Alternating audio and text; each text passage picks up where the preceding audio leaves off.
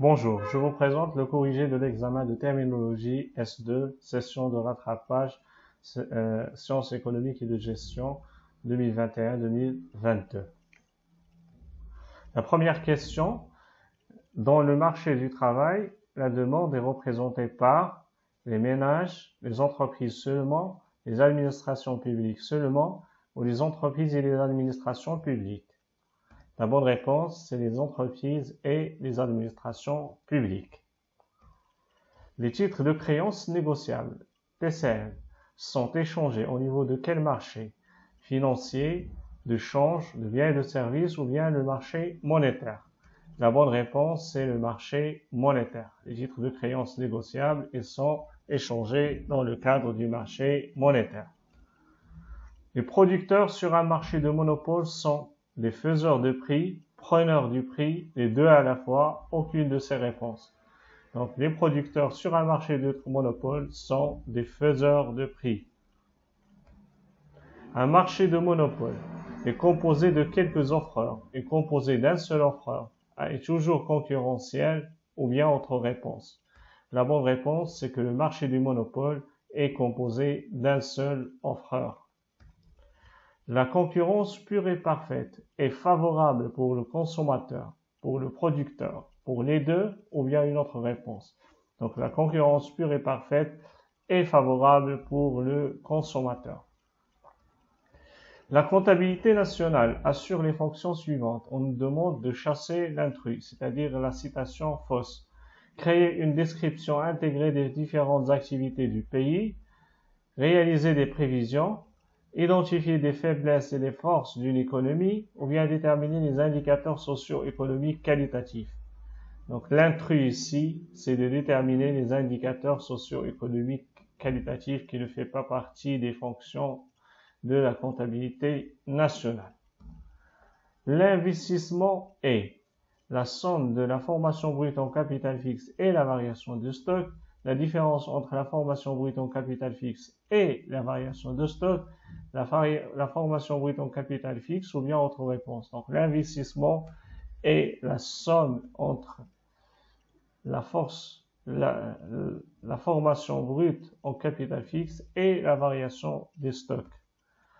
Selon l'optique demande ou dépense, le PIB est la différence entre le total de la demande finale et celui des importations, la somme du total de la demande finale et celui des importations, la somme du total de la demande finale et celui des exportations, ou bien autre réponse. Donc ici, la bonne réponse, c'est que le PIB selon l'optique demande est la différence entre le total de la demande finale et celui des importations. Neuvième question, la baisse du taux de croissance économique est appelée dépression économique, récession économique, expansion économique ou bien autre réponse. Donc la bonne réponse, c'est que la baisse du taux de croissance économique, s'il est continu, ça nous donne une récession économique. La dépression, c'est la baisse du PIB et l'expansion, c'est l'augmentation soutenue du taux de croissance économique. La 10e question. La variation de l'indice des prix à la consommation permet de mesurer le taux de l'inflation, le taux de croissance économique, le taux de chômage ou bien autre réponse. La variation de l'indice des prix à la consommation permet de mesurer le taux d'inflation. La 11e question, la somme des valeurs ajoutées est appelée PIB en valeur, PIB en volume, PIB au prix du marché ou bien autre réponse. Donc la bonne réponse, c'est autre réponse. C'est le PIB au coût des facteurs. Donc ici, PIB au coût des facteurs.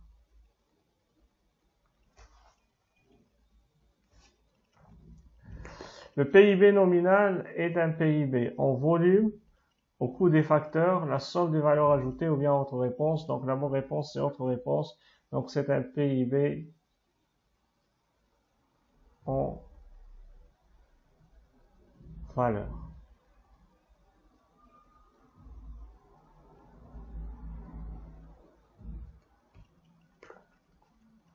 Laquelle des affirmations suivantes est juste? Le PIB prend en compte seulement les activités qui entraînent des flux monétaires sans tenir en compte leurs effets négatifs sur l'environnement, la santé et la société. Le PIB prend en compte le travail associatif ou domestique non rémunéré, quel que soit son intérêt. Le PIB prend en compte le secteur informel. Le PIB prend en compte les disparités territoriales ou sociales. Donc la bonne réponse, c'est la première, c'est que le PIB prend en compte seulement les activités qui entraînent les flux monétaires sans tenir en compte leurs effets négatifs sur l'environnement, la santé et la société. 14e question. Le chômage réalisé entre deux emplois est un chômage frictionnel, cyclique, structurel ou bien conjoncturel. Donc le chômage réalisé entre deux emplois, c'est un chômage frictionnel. La déflation. Est-ce que c'est la baisse du taux d'inflation, la baisse du niveau général des prix, la dégradation du pouvoir d'achat? Autre réponse, la déflation, c'est la baisse du niveau général des prix. La dernière question, le remboursement du principal de la dette publique fait partie des dépenses ordinaires, des ressources ordinaires, des ressources non ordinaires ou bien autre réponse. Donc, il s'agit bien d'une autre réponse, c'est-à-dire des dépenses non ordinaires.